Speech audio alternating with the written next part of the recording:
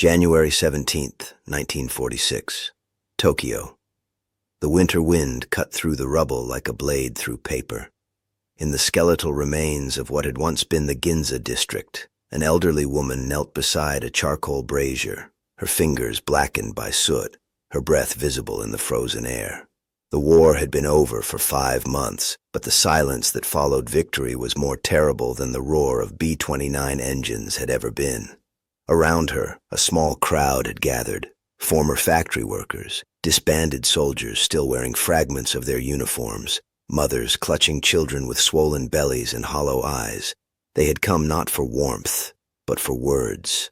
A young man, barely 20, stood reading from a crumpled American newspaper someone had found near the occupation headquarters. His voice trembled as he translated the headline, U.S. Codebreakers reveal Japan's naval movements were transparent throughout the war. The woman's hands stopped moving. The charcoal hissed and spat. For a moment no one spoke. Then someone whispered a single word that would echo through 1,000 similar gatherings across the devastated archipelago. Uso. Impossible. But it was not impossible. It was true. And the truth would prove more devastating than the atomic fire that had consumed Hiroshima and Nagasaki. To understand the profound psychological rupture that this revelation caused in the Japanese civilian consciousness, one must first understand what the war had meant to them, not as military strategy, not as geopolitical maneuvering, but as a sacred narrative woven into the fabric of daily existence. From December 1941 onward, the Japanese people had been told by their government, by their newspapers, by their teachers and priests and community leaders, that they were engaged in a righteous crusade to liberate Asia from Western colonialism. They were told that the imperial Japanese navy was invincible, that their admirals possessed tactical genius bordering on the supernatural, that the spirit of Yamamoto, the ancient soul of Japan itself, guided every ship, every torpedo, every kamikaze pilot who dove screaming toward American carriers. The radio broadcasts from NHK painted vivid pictures of American weakness and confusion. After the attack on Pearl Harbor, the civilian population had been assured that the United States was reeling, disorganized, morally corrupt, and industrially inferior. Japanese schoolchildren practiced calligraphy by writing the characters for certain victory. Housewives donated their metal cooking pots to be melted down for aircraft, believing that every small sacrifice contributed to a divine wind that would sweep the arrogant Americans back across the Pacific. The war was not merely a political or military undertaking. It was a spiritual test, a confirmation of Japanese exceptionalism, a validation of centuries of cultural pride. And then came the defeats. Midway in June 1942, Guadalcanal through 1943, the Marianas in 1944, Leyte Gulf, Iwo Jima, Okinawa. Each loss was explained away by government propaganda as a strategic withdrawal or a tactical regrouping. The truth was carefully filtered, diluted, repackaged for civilian consumption. Even as American submarines strangled Japan's maritime supply lines, even as cities burned under incendiary raids, the official narrative maintained that final victory was assured, that the Americans were suffering unsustainable casualties, that one more great battle would break their will and force them to negotiate peace on Japanese terms. The civilians believed because they had to believe. Doubt was not merely discouraged, it was criminal. The Kenpeitai, the military police, arrested anyone suspected of defeatist talk. Neighbors informed on neighbors. Teachers reported students. The collective delusion was enforced not just by propaganda, but by fear, by social pressure, by the complete absence of alternative information. Japanese civilians existed in a sealed information environment, a reality constructed entirely by their own government, hermetically separated from the truth that was unfolding across the Pacific. What they expected then was vindication. They expected that when the war ended, however it ended, history would record that Japan had fought honorably, brilliantly, against overwhelming material odds. They expected that the world would acknowledge the courage of their soldiers, the wisdom of their admirals, the purity of their cause. They expected at minimum the dignity of having been defeated by a superior force through legitimate means. through more men, more resources, more industrial capacity. What they learned instead, in the cold winter months of 1945 and 1946, shattered that expectation so completely that it left an entire generation psychologically adrift. The revelation came in stages, like a slow-motion earthquake. First came the surrender itself on August 15, 1945, when Emperor Hirohito's voice, never before heard by the common people, crackled over the radio in formal court Japanese so archaic that many listeners struggled to understand his words. The war was lost, that much was clear, but the emperor spoke of a new and most cruel bomb and the need to endure the unendurable.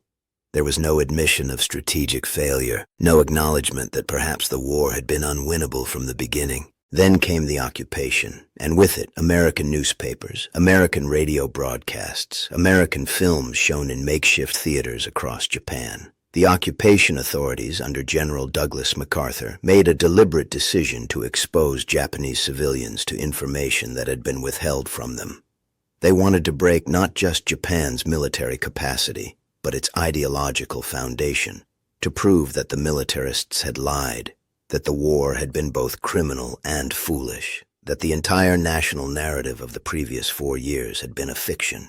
Among the most devastating of these revelations was the story of Operation Magic and the later code-breaking triumph known as JN-25. American cryptanalysts working in converted office buildings in Washington, D.C. and Pearl Harbor had systematically broken the Japanese naval codes.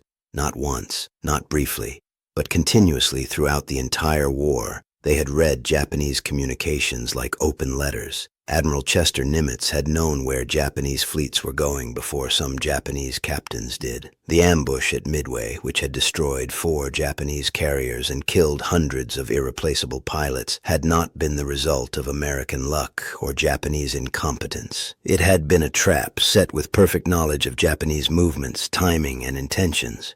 When this information began to filter into Japanese civilian consciousness, the reaction was not merely disbelief. It was existential horror. A Tokyo school teacher named Akiko Yamamoto, who had sent 3 sons to the war and received 3 folded flags and 3 boxes of ashes in return, wrote in her diary in February 1946, "If they knew everything, then my sons did not die in battle. They died in a slaughter. They were led like cattle to the blade, and we cheered them on." The symbolism that came to represent this betrayal was not a weapon or a flag, but something far more mundane: the radio. Throughout the war, Japanese families had gathered around their radios to hear news of glorious victories. The radio had been the voice of the empire, the medium through which the sacred narrative was delivered. Now, through those same speakers came the truth that while they had been listening to lies, the Americans had been listening to everything. The radio, once a symbol of national unity and purpose, became a symbol of deception, manipulation, and the government's contempt for its own people. The psychological transformation this knowledge produced cannot be overstated. For the generation that had lived through the war, reality itself fractured. History professor Takeshi Nakamura, who was 16 when the war ended, later recalled, "We learned that we had not merely lost a war. We learned that we had never been fighting the war we thought we were fighting. The Americans were playing chess while we believed we were engaged in a mystical contest of spirits. They were reading our mail. They knew our moves before we made them. How do you process that?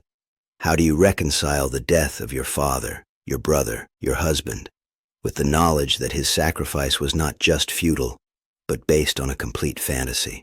The documented evidence of American code-breaking capabilities had been carefully compiled by U.S. intelligence services precisely for this purpose. The occupation authorities released declassified summaries showing how specific battles had been won. They published intercepts proving that American submarines had been directed to Japanese convoy routes with pinpoint accuracy. They demonstrated that the strategic withdrawals announced by Tokyo had actually been desperate retreats from battles the Japanese high command had walked into with their eyes closed, while American commanders watched with their eyes wide open. One particularly devastating piece of evidence was the story of Admiral Isoroku Yamamoto's death in April 1943.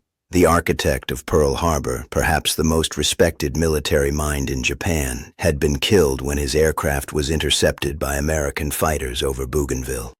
The official Japanese explanation had been that the Americans had gotten lucky, that they had happened to have fighters in the area during a routine inspection tour. The truth, revealed in 1946, was that American cryptanalysts had decoded the exact schedule of Yamamoto's flight, including his departure time, flight path, and arrival time. President Franklin Roosevelt had personally authorized the assassination mission.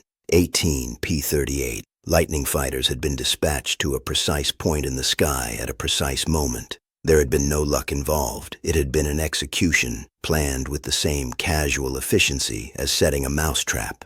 For Japanese civilians who revered Yamamoto as a hero, this revelation was particularly cruel. He had not died in glorious combat, outnumbered but defiant. He had died because someone in Washington had read his travel itinerary and decided to kill him. The mysticism evaporated.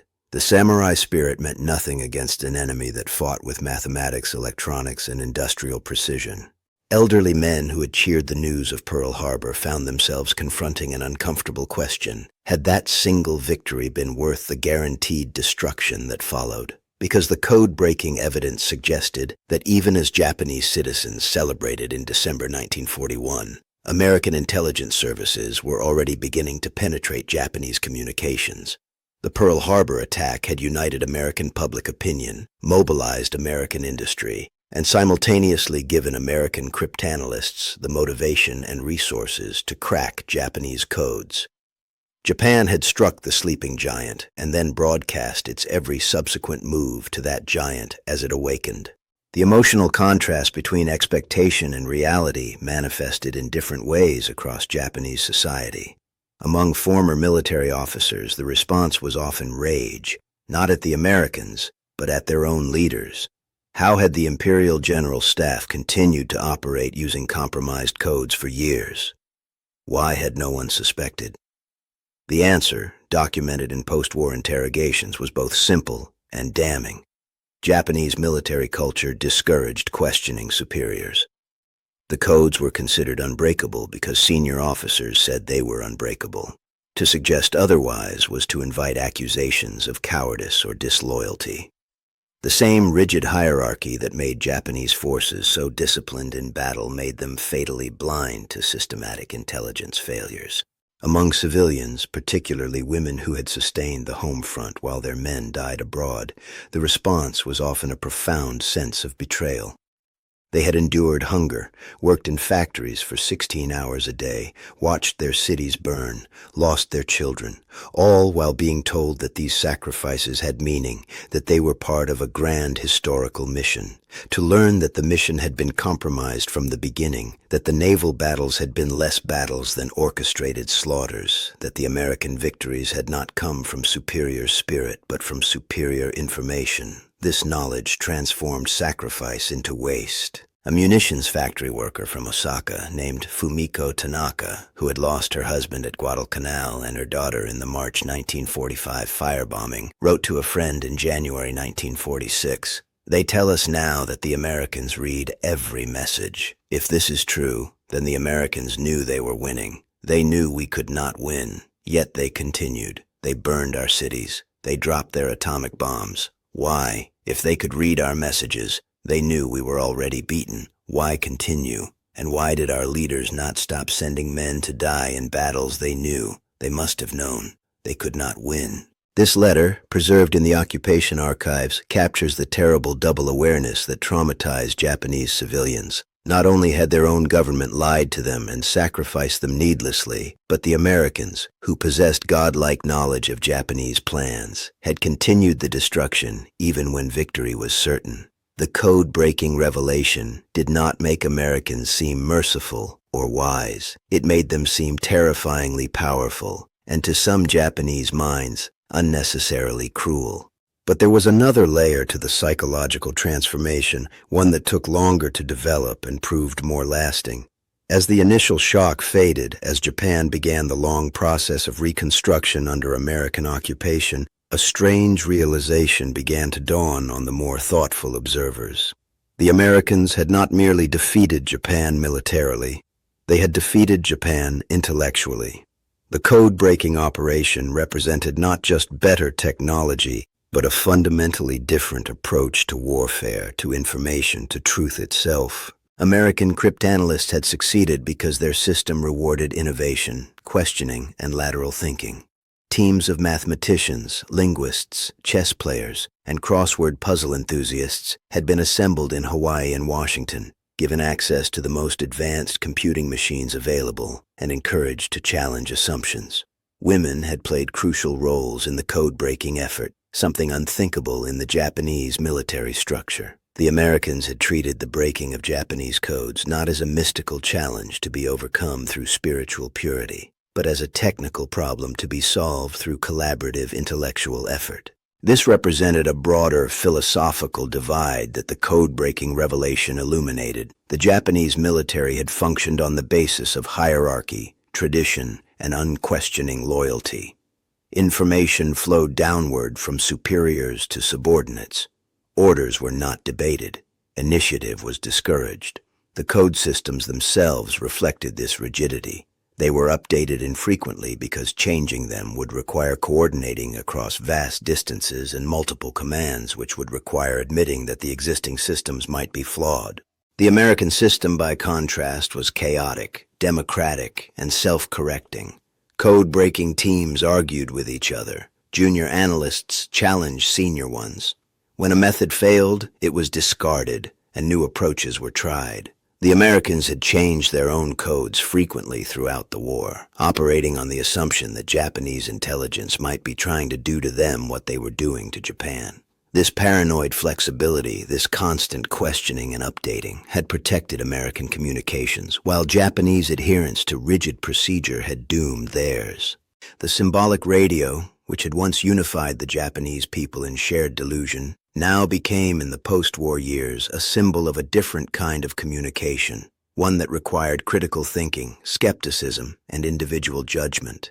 American occupation forces established new Japanese broadcasting networks that operated with relative editorial independence. They encouraged Japanese newspapers to investigate and report on the failures of the wartime government. They introduced Japanese students to American educational methods that emphasized questioning and debate rather than rote memorization and obedience. For a generation of young Japanese, the code-breaking revelation became a parable about the dangers of closed systems and the necessity of free information. A student named Ichiro Suzuki, who would later become a prominent journalist, wrote in a 1948 university essay, "We were not defeated because American workers could produce more ships.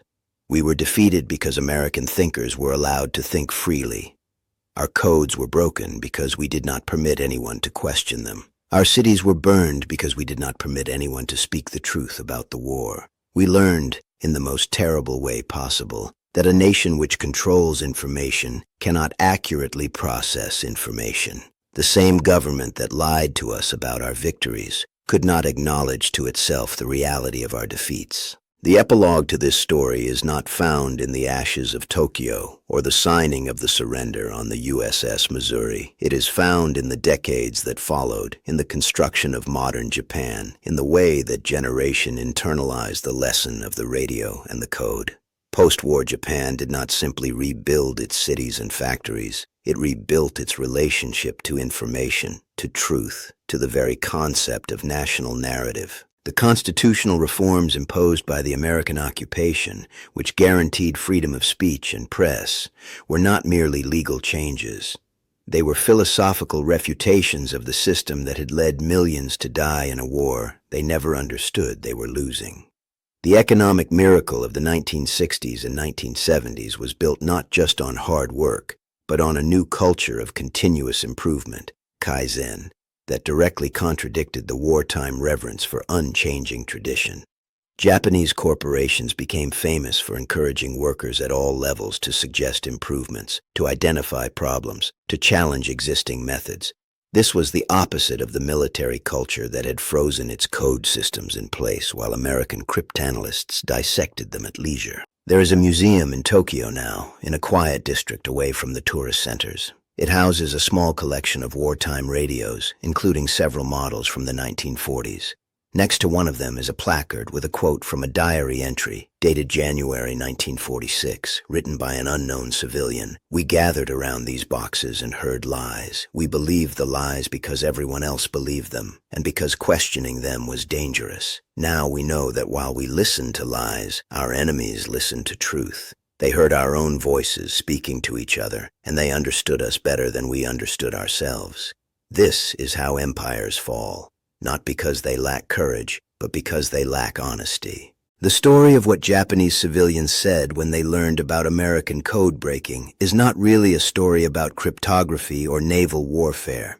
It is a story about the collision between myth and reality, between what people need to believe and what actually happened, between the comforting narratives that sustain a nation during crisis and the harsh truths that emerge when the crisis ends. It is a story about the radio, that box of wood and wire and vacuum tubes, which served first as the voice of empire, then as the voice of defeat, and finally as a reminder that information, like water, cannot be contained forever.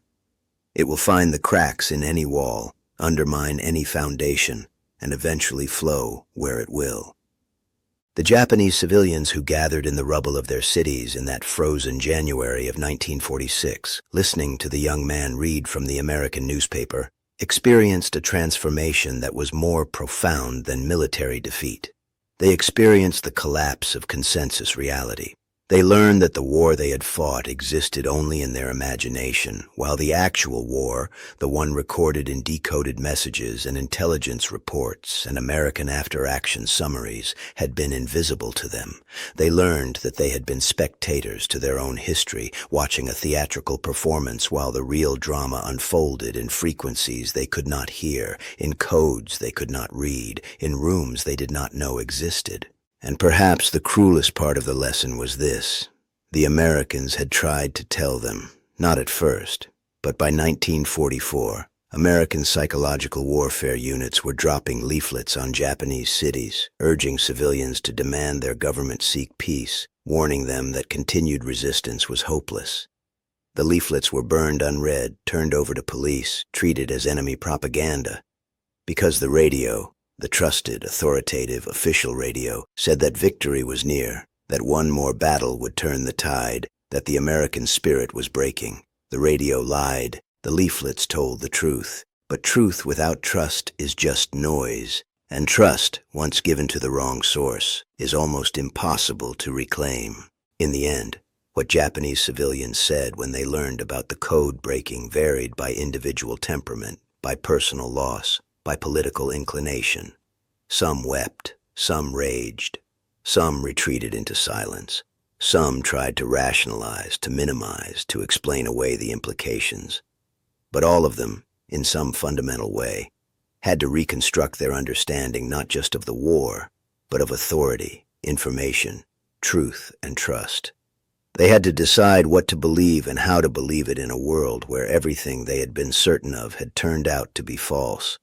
That reconstruction, that painful reassembly of a shattered worldview, became the foundation of modern Japanese democracy. Not the constitution that MacArthur's staff wrote, not the economic reforms or the land redistribution, but the lived experience of an entire population learning simultaneously that their government had lied to them and that the truth, however painful, was preferable to comforting delusions. The radio still sat in the corner of rooms across Japan, but no one would listen to it quite the same way again.